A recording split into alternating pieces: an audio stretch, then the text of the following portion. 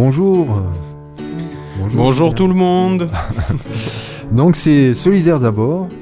Ce soir on va avoir une émission qui va se faire en deux temps. Un premier temps sur ce qui vient de se passer, c'est-à-dire les élections municipales. Alors au niveau national et au niveau local, parce que moi j'ai des choses à dire. Parce que là, ça me surprend ça. Ouais, ça te surprend. Hein. Et puis après on va parler de l'avènement du travail ou plutôt de la fainéantise. Enfin je sais pas comment tu vois les choses. C'est les deux mon capitaine, les deux. Le travail et la fainéantise. Voilà.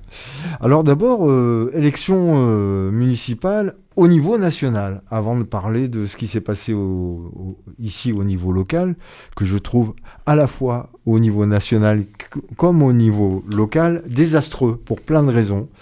Alors pour moi, c'est plus le grand remplacement, c'est la grande confusion, c'est la grande panique à bord. Et tout le monde était content. Hein. Quand t'avais tout le monde qui te disait ouais j'ai gagné, enfin comme une élection normale quoi. Hein. Non mais tout le monde a gagné. Ouais. Je dirais pas que c'est un échec, je dirais que tout le monde a gagné. Non mais on est dans un contexte compliqué là. Hein. Il y a 2027 qui s'approche. Oui. Je pense que tout le monde a les yeux fixés là-dessus. Ah mais complètement. Ces municipales, elles arrivent un an avant. C'est à la fois un coup d'essai, mais en même temps pas du tout, parce qu'il n'y a rien peut-être qui est plus éloigné des présidentielles que des élections municipales. Tous les villages, toutes les communes en France, les petits villages et tout, ils vont choisir une équipe qui va administrer la ville à un niveau très local. C'est des gens qui se connaissent. On est très loin du système pyramidal français de choisir le président monarque. Tu vois ce que je veux dire ? C'est quand même presque des élections antithétiques, les municipales et les présidentielles. Et puis après, il y a les grandes villes. Alors là, c'est une autre histoire. Mais bon... Alors c'est vrai que moi je trouve que ça a été énormément pollué de fait par le fait que s'approche cette élection présidentielle, c'est-à-dire qu'on s'est retrouvé quand même un mois, donc ça jouait sur la démocratie, c'est ça qui me travaille, hein.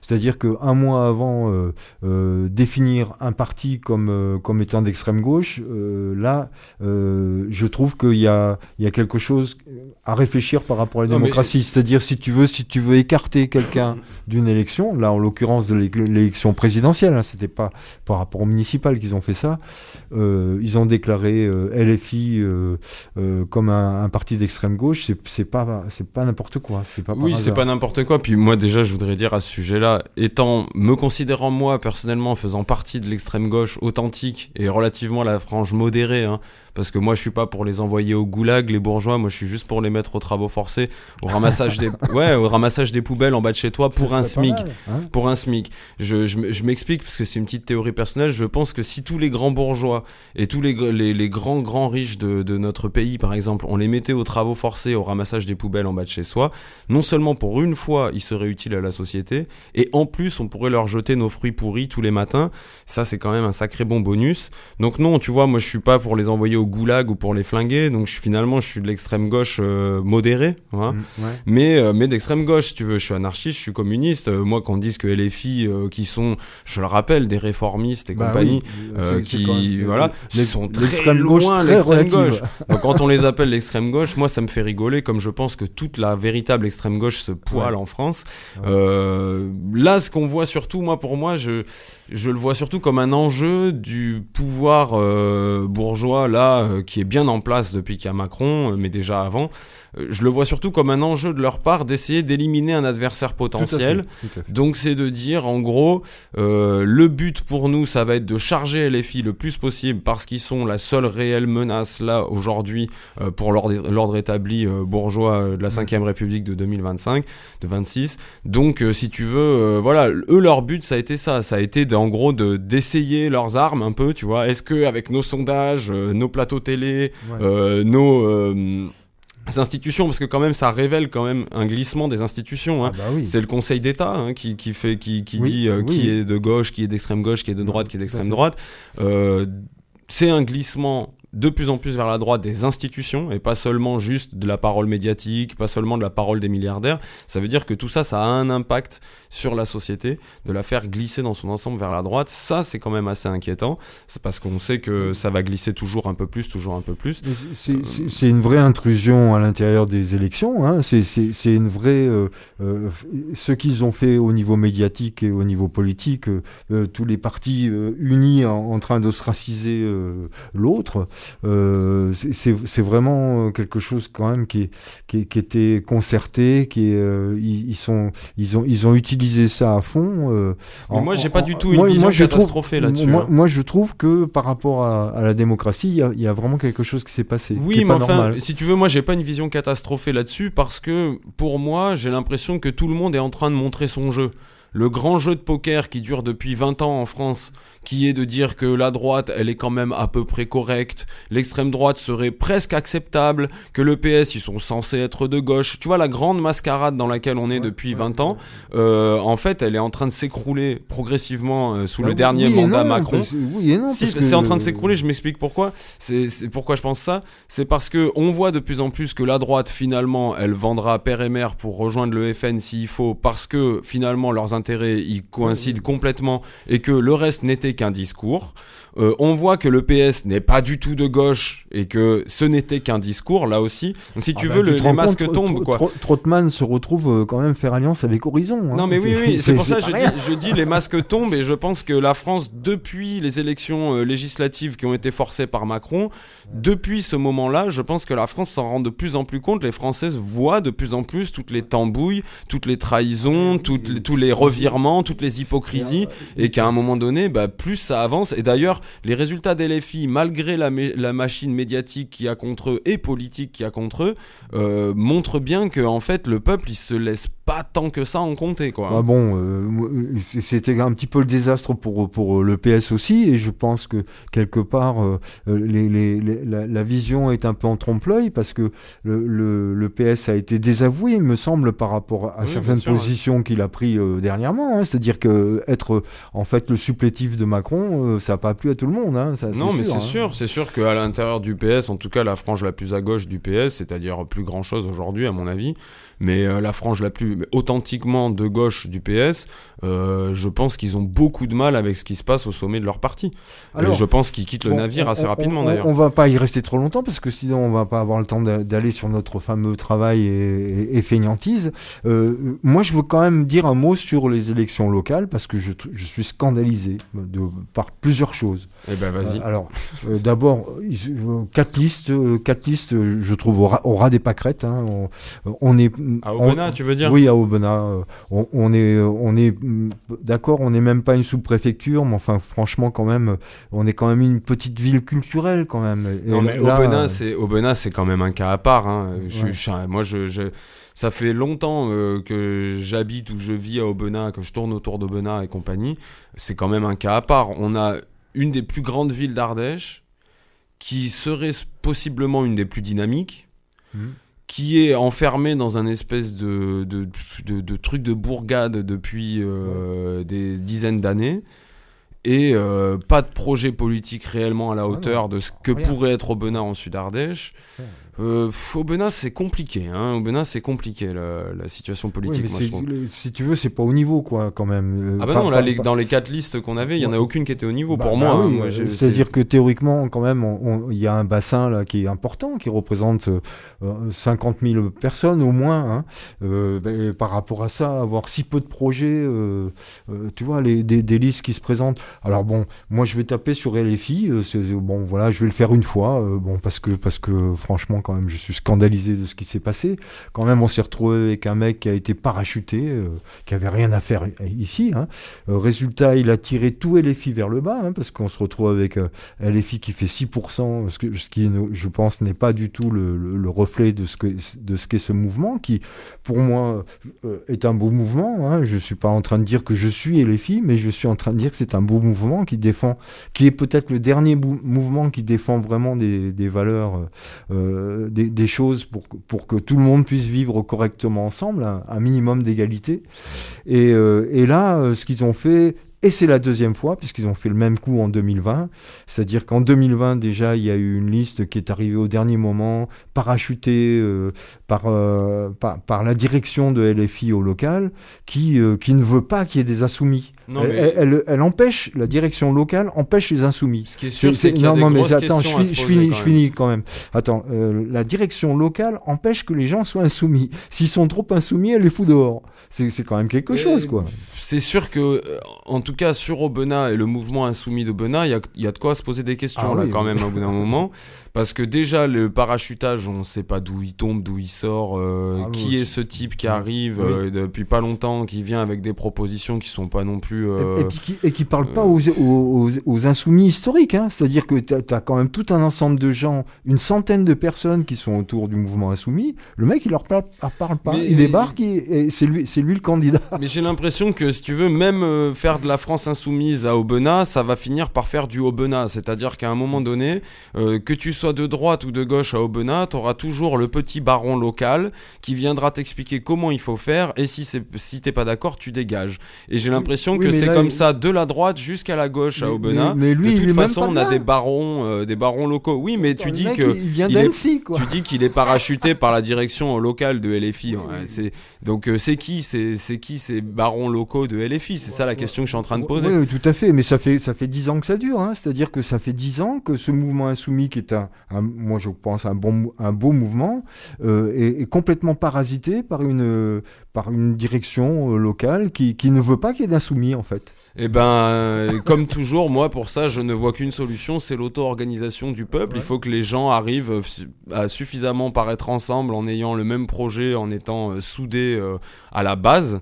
À faire savoir peut-être leur désaccord, leur mécontentement. Ouais. Le principe démocratique, c'est celui-là, c'est-à-dire que si à un moment donné les gens se saisissent d'un projet qui se veut insoumis, eh ben ça sera un rapport de force entre la direction et eux. Et s'ils sont soudés et forts et qu'ils arrivent à faire les choses comme il faut avec un bon boulot correct, eh ben ils feront tomber la direction. C'est pas un problème. Il y a une discussion avec la direction nationale, hein, comme quoi il y a quelque chose qui ne convient pas du tout à ce mouvement. Alors après, dans les autres listes, elles sont quand même pas mal aussi. Hein.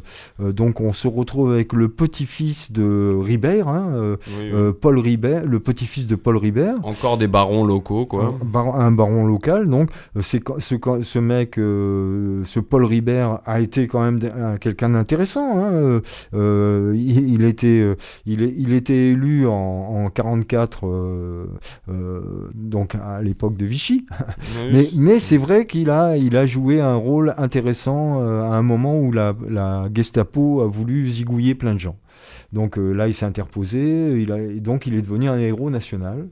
Et bon, ça c'était bien. Mais par contre, après, bon, il a été quand même on va dire, dans une certaine porosité avec ce qui deviendra par la suite quelque chose de très très à droite. Voilà. Ouais, donc en gros, tu es en train de me dire que son slogan, c'est collabo, mais pas trop, quoi. Oui, non, j'irai pas jusque là. Bon, non, moi j'ai pas envie de. Bon, excuse-moi, moi je suis d'extrême gauche. Hein, voilà, la mémoire de Paul Ribert, bon, voilà, mais c'est pas tout rose quand même, hein. Voilà. Alors ceci dit, bon, voilà, et ce gars est élu à la mairie d'Aubenas, donc il faudra faire avec pendant 6 ans. Hein, voilà. Il y avait aussi une liste avec Bouchon. C'était pas au niveau non plus, je trouve. C'est-à-dire que tous ces gens-là, quelque part, sont les héritiers de Meyer. Meyer qui s'est retrouvé quand même avec quand on fait le bilan de ce qu'il a fait, Meyer, il a fait le château, il a fait le 18A, hein, très très bien, mais il s'est pas occupé des gens. Et la ville d'Aubenas, elle est désespérément vide quand c'est pas en période touristique. Et puis les commerces, il y a plein de petits commerces qui ferment, qui peuvent pas survivre. C'est une carte postale, quoi. Moi, je suis désolé, mais j'habite pas une carte postale, j'habite une ville, quoi. Ouais, non, mais je suis d'accord, mais ça c'est un problème qui est constant à Aubenas depuis très longtemps, tu vois, constant. Ouais. Hein, c'est-à-dire que si tu veux, voilà quoi, c'est ce que je disais, c'est cette espèce de baronnie là locale qui ont main mise sur les choses, et on dirait que le mot d'ordre c'est surtout que rien ne change, Il n'y a rien de vivant pour les jeunes, il n'y a rien de vivant pour les gens. Visiblement pour les commerces c'est quand même très très dur d'arriver à se pérenniser à Aubenas, parce que moi ça fait 20 ans que je vois les commerces tourner tous les 2-3 ans, il y en a qui ouvrent, qui ferment, ferment. Donc on se demande pourquoi est-ce que c'est si dur quand même pour eux de s'implanter durablement à Aubenas. Qu'est-ce qu'il y a derrière ça? Moi j'aimerais bien savoir. Donc voilà, non, mais Aubenas, en gros, le potentiel de devenir une vraie petite ville dynamique, forte, qui amène une vraie particularité, mais qui reste coincée à la petite bourgade bourgeoise bien de la campagne, là, où on se fait bien chier, puis c'est tout. Et moi, je trouve ça dommage, parce que Aubenas, j'y ai toujours vu des forces très particulières, des choses fortes. On va se faire taper dessus de partout, hein, je te signale, mais bon. Écoute, j'ai rien dit de bien méchant, moi. Je dis juste quelque chose que je vois depuis que je suis gamin dans cette ville, c'est tout. C'est dommage. Aubenas mérite beaucoup mieux que ça. Enfin, bon, voilà.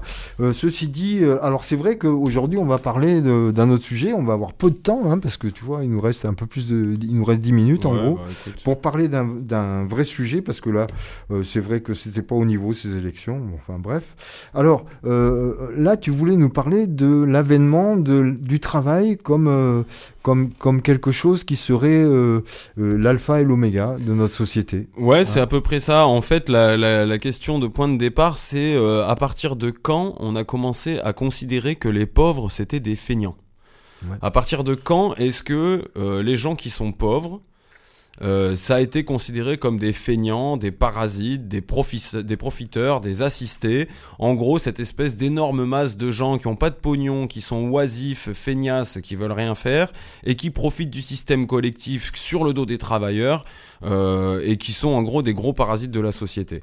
Chose que vous entendrez dans tous les médias tout le temps, toute la journée, dans la langue, dans la bouche de beaucoup de politiques, etc., qui sont toujours en train de résumer et de pointer du doigt cette fraction de la population qui a pas d'argent, qui est pauvre. Il y en a de plus en plus d'ailleurs des pauvres. Et donc les pauvres, soi-disant, seraient des feignasses qui veulent pas bosser, qui ont pas l'amour du travail, la valeur du travail, etc., et qui sont des gros assistés parasites. Voilà. Depuis quand? Est-ce que c'est depuis toujours? Mais non, pas du tout, c'est pas depuis toujours. En fait, il se trouve qu'au Moyen-Âge, les pauvres, ils étaient pas du tout vus négativement comme ça. Au Moyen-Âge, les pauvres, ils avaient même plutôt un impact très très positif, et on va dire une façon d'être vus très très positive dans la société, puisque les pauvres, en fait, à l'époque, comme un peu tout à l'époque, ça se comprenait par le biais de la religion. C'est-à-dire qu'au Moyen-Âge, t'es dans une société féodale, où le prisme de lecture et de compréhension du monde, pour absolument toutes les questions, c'est toujours les textes sacrés et la religion. Tout ce qu'on va chercher à comprendre, à interpréter et à donner du sens autour de nous, on va toujours lui donner du sens par les livres sacrés, par la religion. Qu'en dit la religion? Et la religion, il se trouve qu'elle parle très très très très positivement des pauvres. Puisque Jésus-Christ lui-même vivait dans le dénuement, il vivait entouré des pauvres, il parlait sans cesse de protéger les plus faibles d'entre nous, de protéger les plus pauvres d'entre nous, et c'est pas non plus par hasard qu'à l'époque, il y avait tous les ordres monastiques qui faisaient des vœux de pauvreté, il y avait même dans les familles riches des gens qui choisissaient des parrains pauvres pour leurs enfants. Tout ça, évidemment, c'est le roman du catholicisme. Hein. Mais oui, mais c'est un roman, si tu veux, qui a un impact réel sur la société. À ce moment-là, c'est ça le paradigme. À ce moment-là, la façon de voir le monde, c'est celle-là. D'accord ? Les pauvres, c'est des gens positifs parce que pour eux, le paradigme leur est grand ouvert, tu vois. Le paradis leur est grand ouvert, et Jésus disait dans la Bible, c'est dit que il est plus facile pour un chameau de passer par le trou d'une aiguille que d'entrer au royaume des cieux. Ok ? Pour un riche de rentrer au royaume des cieux. Donc en gros, on a compris que pour les riches, de base, le royaume des cieux, ça va être très très compliqué d'accéder au paradis. À part s'ils arrivent à agrandir le chat de l'aiguille. Alors, pour agrandir le trou de l'aiguille, il y a une solution, c'est l'aumône, c'est d'être généreux envers les pauvres. Puisque Jésus disait, ce que vous faites au plus petit de mes frères, vous me le faites à moi. Donc, si tu aides le pauvre, c'est comme si t'aidais Jésus, c'est comme si t'aidais Dieu, donc à ce moment-là, les portes du paradis vont être grandes ouvertes pour toi. Encore une fois, les pauvres n'ont qu'un rôle de personnages secondaires dans la grande histoire avec des protagonistes riches. hein, puisque ceux qui sont les personnages principaux de cette histoire, ce sont toujours les riches. Les pauvres ont toujours un rôle de personnage secondaire, mais cette fois-ci, c'est pas d'assister de parasites et de feignasses, c'est les gentils pauvres, les pauvres de Jésus-Christ, selon l'expression de l'époque, qui vont leur permettre d'accéder au paradis, à eux qui sont riches là, sur terre. On essaie de cibler un petit peu mieux toute cette histoire dont tu es en train de parler. Là, on est en gros en 1500. Ouais, on est dans le courant du XVIe siècle, et avant, hein, du coup. Mais c'est dans le courant du XVIe siècle que tout ça va changer. Parce que jusqu'au début du XVIe siècle... Parce qu'au XVIe siècle se passe énormément de choses. Alors oui, bien sûr. En fait, jusqu'au XVIe siècle, c'est un peu ça la façon de voir normalisée, normative. Les pauvres sont positifs, on leur donne quelque chose, on partage avec eux, et ça nous permet d'accéder au paradis. Ils ont une place dans la société, ils ont une fonction dans la société, qui est cette fonction-là, de permettre en gros finalement de voir qui est une bonne personne en fonction de comment il va se comporter avec les pauvres. Mais ça va changer tout ça parce que, comme tu l'as dit, c'est un moment de grande transformation mondiale en fait, la fin du 15e, le début du 16e et tout le courant du 16e. En fait, on va revenir à ce que j'ai déjà abordé plusieurs fois par le passé, qui est la constitution de la classe bourgeoise. Comment est-ce qu'à un moment donné, il y a une fraction de la société qui va prendre de plus en plus de pouvoir ? Ce sont les bourgeois, ce sont les marchands, ce sont ceux qui vont avoir le contrôle sur l'entrée et la sortie des moyens de production. Alors donc, au début du XVIe siècle, on vient de découvrir l'Amérique, on a l'imprimerie qui permet d'avoir les livres à disposition plus facilement. Il commence à y avoir des vraies réflexions sur le catholicisme, c'est-à-dire que finalement, est-ce que ce dogme va perdurer ? Est-ce qu'il est accepté comme tel ou quoi ? Il y a les protestants qui viennent expliquer que pas du tout, c'est pas ça la parole sacrée de départ. Et puis il va y avoir aussi des philosophes qui commencent à réfléchir, parce que évidemment forcément tout ça commence à permettre de réfléchir. Donc il y a des gens comme La Boétie qui va faire un discours sur la servitude par exemple. Il va y avoir tout un ensemble d'éléments, de choses concomitantes qui vont permettre d'élaborer une autre société. Petit à petit va se construire un autre modèle. En fait, tout le fond du problème, c'est comment est-ce qu'une société, elle va évoluer. Comment on va évoluer du rapport classique de pouvoir qu'on a jusqu'alors avec le féodalisme, la seigneurie, les serfs, etc., vers une société qui va être de plus en plus contrôlée, ou en tout cas, la bourgeoisie va prendre de plus en plus une grande place importante dans les rapports de pouvoir dans cette société, et donc aussi les rapports de production, le travail, les marchandises, les échanges, l'économie.